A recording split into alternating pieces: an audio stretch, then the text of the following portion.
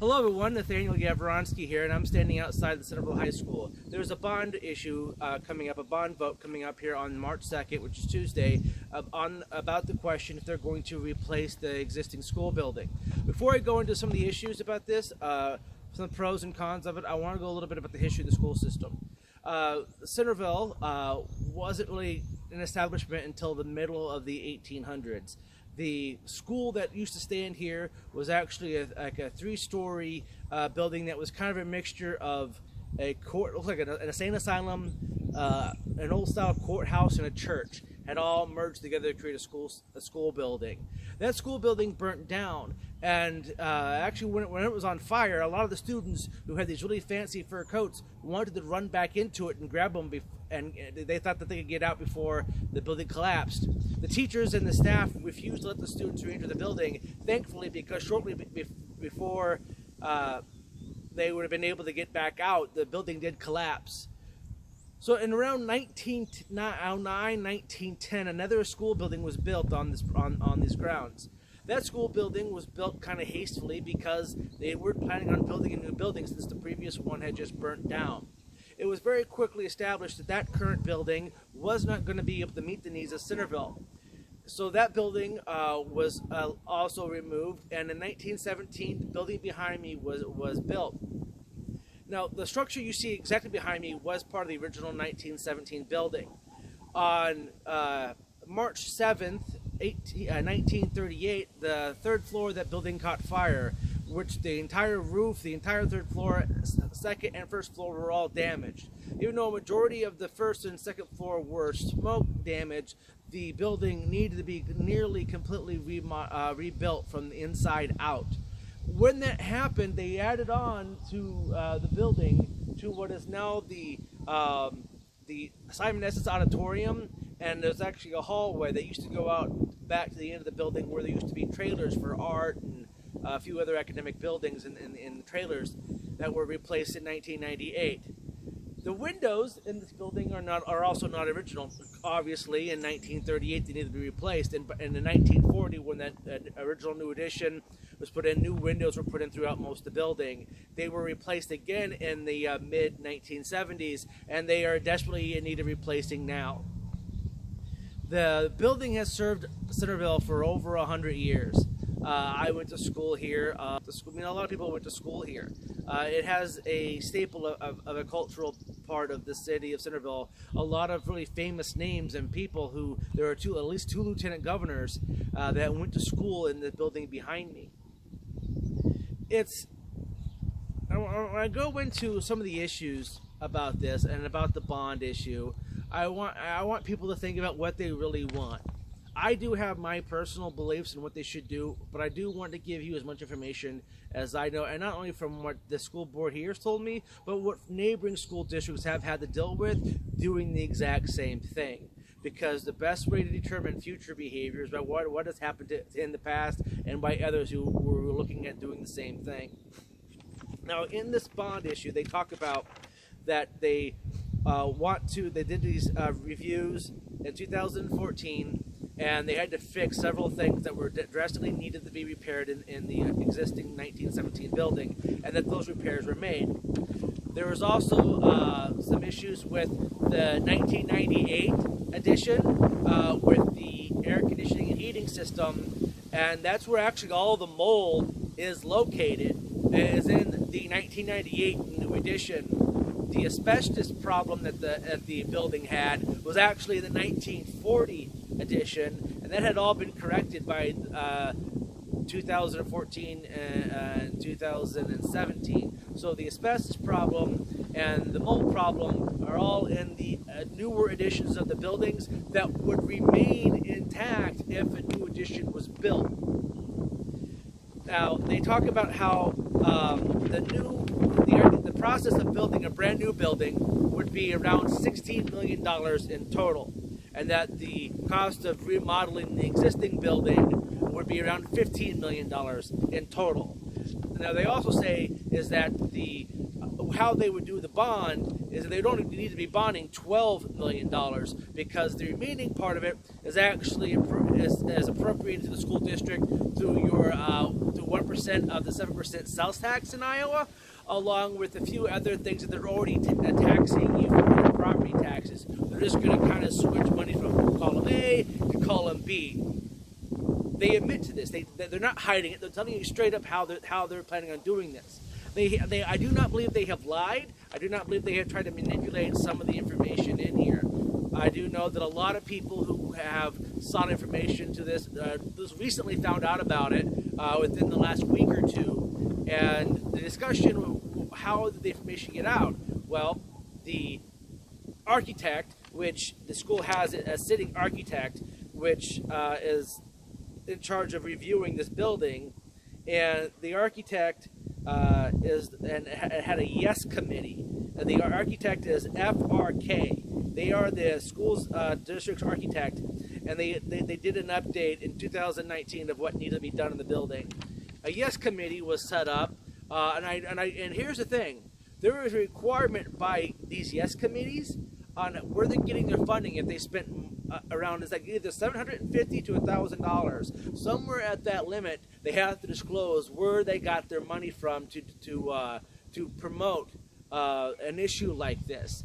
That's a state requirement, and I haven't been able to find out where they got their funding to do this, but public funds, like the money that you're paying toward the school board, aren't allowed to be used to advertise this. The school board can give it information, but they're not allowed to promote a yes or no, actually. And if you read the first couple of words of this brochure, it says the Centerville School Board and staff have identified the need to improve the educational facilities for students at the district's high school. It speaks as if it's talking to you in the affirmative. Like they have already made the decision that you must build a new building. They always speak in the affirmative when it comes to building a new building, and so I think that's kind of a sleight of hand to do that. But again, the yes committee are the ones who put this stuff together, and I just want to make sure people are aware of that before they make any decisions on what they want to do. Now, what needs to be done in the existing building? You're going to have to replace all of the pipes, all of the plumbing. Because with the toilets, if you can't flush them very well, it takes 2 or 3 times to flush them. That actually happens in a lot of people's houses. A lot of times you need to get newer pipes, bigger pipes, so sometimes the toilet itself is bad. You don't need to gut the entire bathroom to do it. You unbolt the stalls, you take them apart, you remove the toilets. If there's a toilet that's defective, you change it. But the pipes, which are original to 1917, will probably need to be replaced. So you replace the pipes, you're going to have to do, they want to do some electrical updating. Now, the schools will need to have a sprinkler system because it caught fire in 1938. It was set on fire in 2014. So it is important that a sprinkler system be put into the building. You're also going to want to update the electrical system. Now, a lot of old buildings, like our state capitol building in Des Moines, Iowa, was completed in 1886. There wasn't electricity really in public buildings like that in 1886. They had to put that stuff in, and they put it in quite late, actually. And it wasn't until like 1904 did that building get electricity, and there's very few rooms in that building that do not have power outlets and have accessible amount of power outlets for the number of people that are using each room at a given time. So it's not as hard as people think it is. Replacing the plumbing in this building would take some time and probably be the most expensive part of an update. It will need a new roof. The roof over the gymnasium is what's causing the water damage. The roof on the remaining part of the building is what's probably causing the other parts of the water issues, along with some pipes that need to be replaced. So once you put in a better plumbing system, including water sprinklers and a better electrical circuits, a little bit more power outlets, which buildings are retrofitted with new power outlets all the time at not an exorbitant amount of cost. So I would really have liked to see them break down each individual thing that they said needed to be replaced or updated in the old building to break that down, break those costs down, because that might have had a huge impact on people's decision on building a new building or not. Because you build a whole new building, you have to do all of it at once. Once you start, you got to finish it. Now, the retrofitting the old building, you might not have to do absolutely all of it at once. And the school system gets over right around $400,000, give or take, a year to do maintenance and upkeep. Now, they have since eliminated several of the elementary schools in the area and have updated and retrofitted Lakeview Elementary and now Howard Junior High with additions and updates and upkeeps. So the number of buildings that they are updating has greatly decreased. So being able to put more money into the existing facilities should be a little bit easier. They also say that powering and heating and cooling a new building would be about 18% cheaper than doing the new building, than updating this old building. Well, if you replace all the windows, which need to be done, and you do some little bit of work with that, you're going to have better insulate the building, also with a new roof. So you're going to see the cost savings be negligible from a new building at that point, because what's making this building so costly to heat and cool is the inefficiencies of the windows and the roof. Once those are fixed, that's not going to be a problem anymore. Now, if you look at the map, and I will post a better picture of this map here, a good chunk of the existing building, which includes the new additions from 1998-2004, are going to be incorporated into this. In fact, none of where the existing building, the original 1917 building, would be used at all. In fact, they would bring it down, raise the building, and in place of that, put in a parking lot that's kind of over where the gymnasium is now. So they really are just adding on behind it. This doesn't really show, and I will give you a really close picture of this.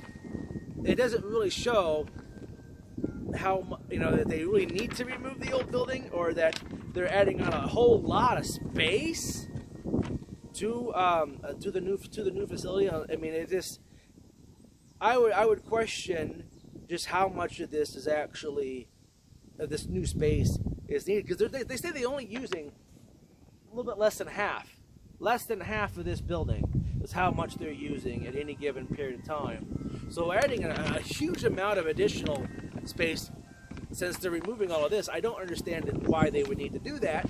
And again, here's the thing: they focus heavily focus on technology and how they're going to retrofit and add more technology to the classrooms. One thing that 2020 taught us is that technology isn't a replacement for teacher-pupil learning, for in-person learning.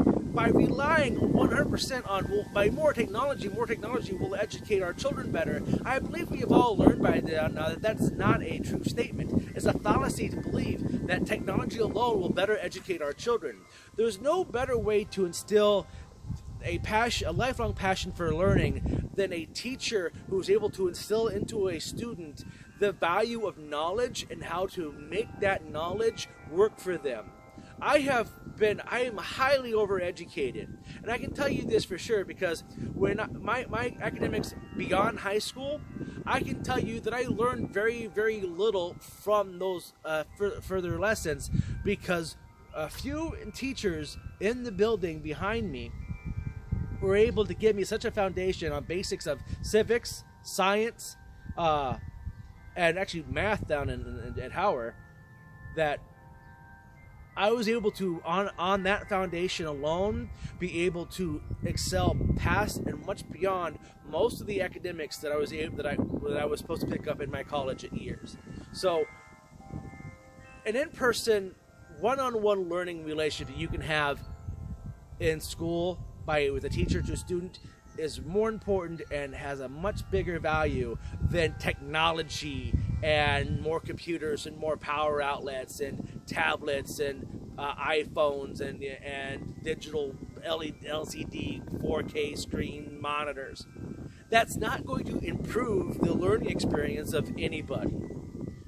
So if that's your big pitch, well, I want to do it because I want the better technology, you're missing the point of how you don't understand much about how people are properly educated. Now, going into other school systems in the area, Davis County, who uses the exact same financial advisor as this school system does, went to do a similar issue with their school. Now, when they went to go build onto their new school, they were going to use some of the existing parts of the building that they already had, which were recent additions. When they went to go raise the old building, they realized that that wasn't actually going to be possible because of the power and the heating and cooling of those areas, which they didn't retrofit to the new building, and they ran out of money. Out of the money that they borrowed, they ran out of money. So now they're heating both buildings, the old one and the new one, with the appropriations from the state taxes to pay for one. Washington High School in Washington, Iowa is a very similar story.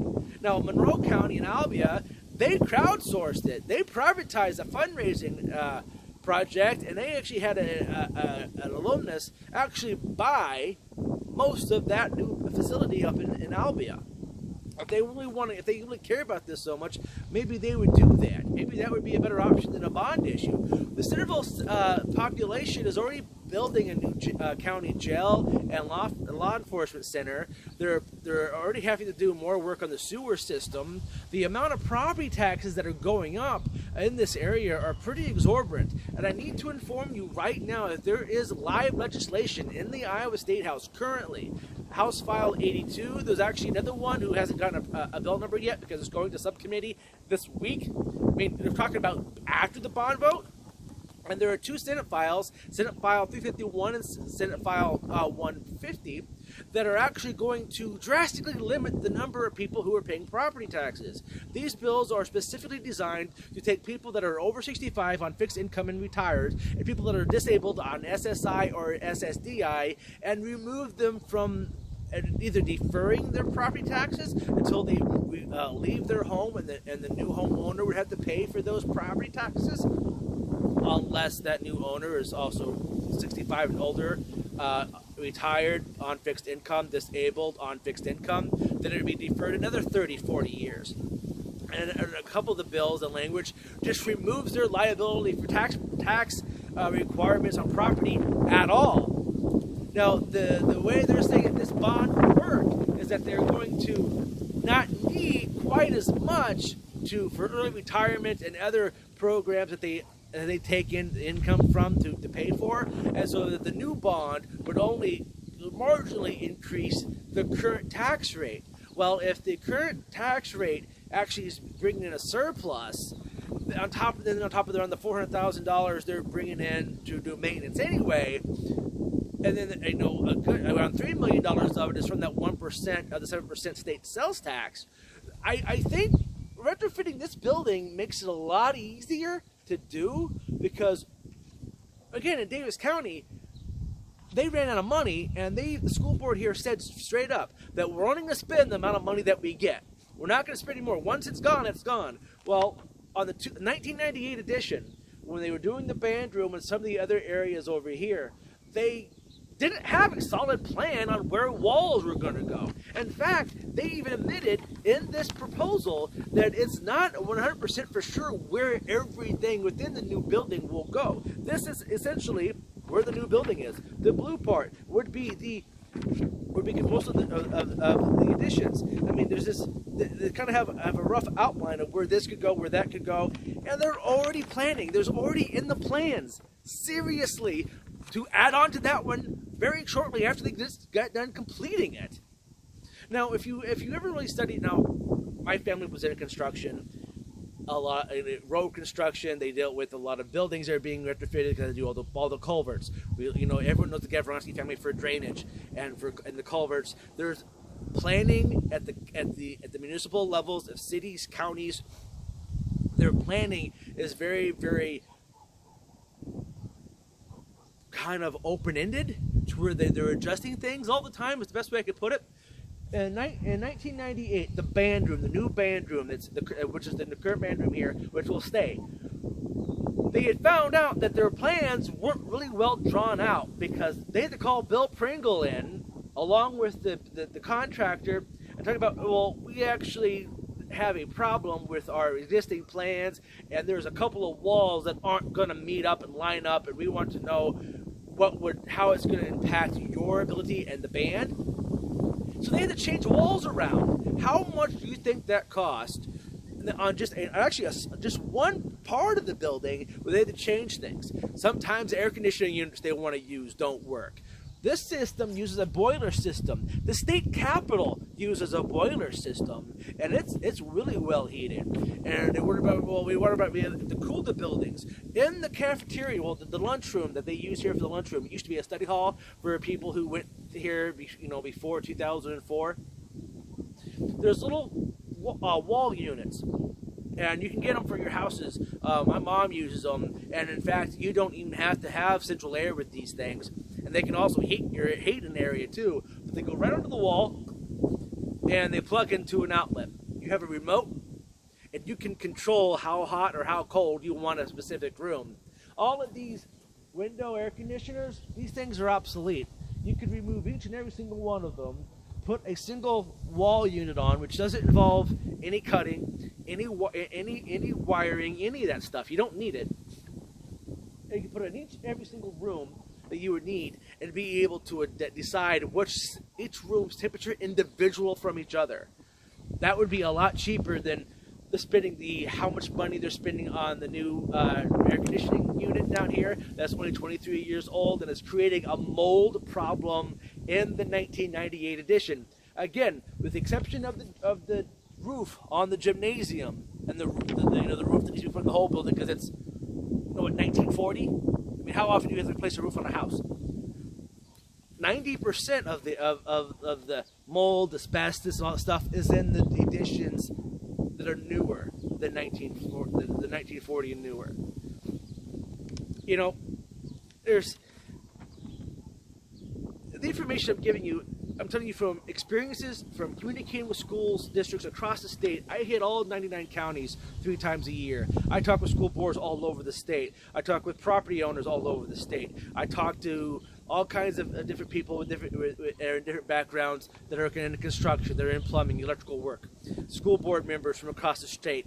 There's part of this new edition is bragging rights for the school board. So they can say that they have the nicest, newest, most technologically advanced building in the state. They are pushing for that. Yes, would the building of a new building and tearing down the old one would it benefit Centerville?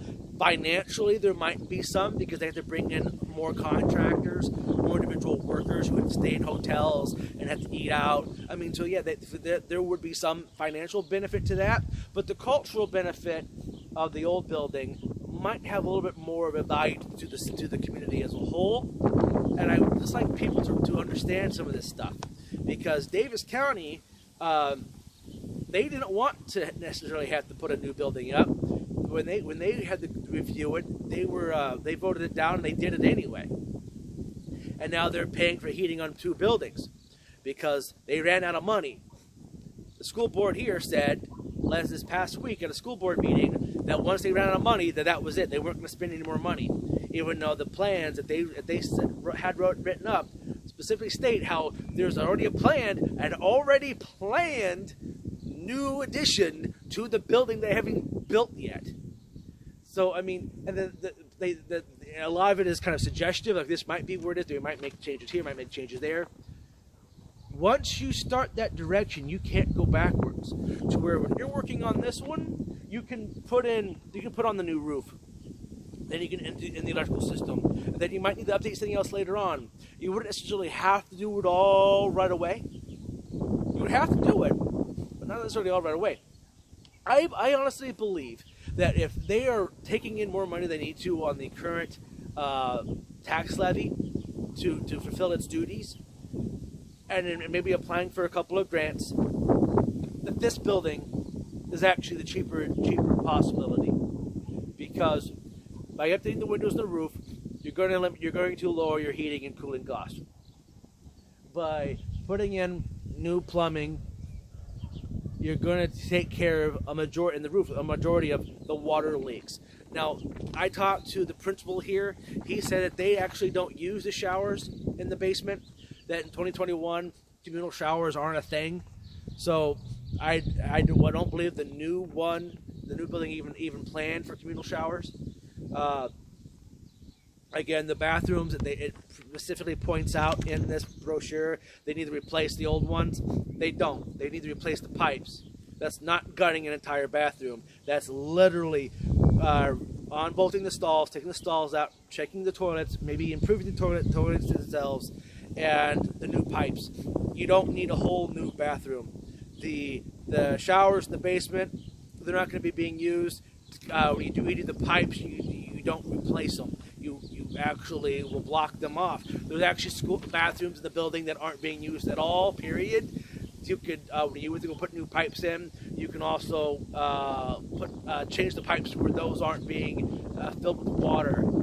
There's a lot. You're not going to have to replace every pipe in the building, because some of the facilities aren't being used, nor will they be used in the future on the old building. So you would actually not have to replace everything. The gymnasium floor. This goes to the gymnasium roof. You need to replace the roof, and then the buckle part of the gym floor is one corner of the floor. It's on the front side, the very corner, on the on the east side of the gym. The very corner of the floor right there is where the damage is. They put over the old wood floor a modern day like mats down that they use in most athletic facilities. They need to pull some of those up. Go ahead and replace that part of the floor with wood. You don't have to do the whole thing, but in the roof, and you're not going to have the problem, because that part of the floor is damaged from water. That part of the floor is damaged from water. Everything else on here, I don't see the need for a new building. But if the school wants to, I want you to have a better idea of where the costs are coming from. They didn't break down what the individual cost of each thing they need to replace in the old building was, and I think that's a way of showing that they don't really know. It could cost a little bit more than what they believe, but it could cost a significantly less amount, because, like I said, several of the bathrooms and facilities are from 1917 that haven't been used since about 1940. You don't need to replace those pipes. You just need to block them off. The bathrooms don't need to be completely retrofitted and gutted. They don't. And replacing the windows and the roof and the better air conditioning units, which are actually really cheap. My mom's on a fixed income. She can't run a real high electric bill, and that has never those air conditioning units have not caused her any heartache with the bill for air conditioning at all, ever. And another personal disclosure, I hate this building. I hate every brick. I can count on less than one hand how many happy days I have in this building. I can count on less than that the number of people I went to high school with that I communicate with. I'm not doing this or talking to you guys about this because I have some love for the building and we just must save the building. I hate this place. There's not a single brick that I like. And they end up tearing it down. I hope they call me with the wrecking ball, because I would love nothing more than to knock this place down. I just don't think that for the people of Centerville who are already paying an exorbitant amount of property taxes, that already had to pay for a new sewer and a new law enforcement center, and with the bills that are live right now at the State House that can significantly lessen the number of people who are paying property taxes, which means the remaining amount of people will be paying a little bit more, that by putting on these additional levies might push those people over the brink. The people on fixed income, 65 years and older, the ones that are like really on unlimited income, we're talking like they only have $50 to $100 of disposable income a month. When those property taxes go up, they lose their homes. They lose their homes. So yes, I support those bills that are going to remove some of the tax liabilities on those individuals so they don't lose their homes. You wouldn't want your grandparents or your parents to be priced out of their homes because of a 1% increase in property taxes. That's what's happening to a lot of these people. They're losing their homes because their income cannot keep up with the increases in property taxes. You keep increasing the property taxes, which this plan would have a net increase on the property taxes. You are going to put people out of their homes unless the state acts on the current legislation to limit and defer the liabilities on property taxes by certain individuals. This is not good timing. This is not feasible right now with the other liabilities the city has going on with the new law center and the sewer system. That's why I want everyone just to think about this as a holistic point of view of all the other liabilities, the property taxes, the other expenses that people are paying, on top of what the school board wants to do. Because once you start that new addition, you can't stop. If you only get to do half of what you need to do, and then you have to stop for a while, then go back and do more of it, that's a lot easier to do. You don't have to do it all at once. You would want to, but you wouldn't have to.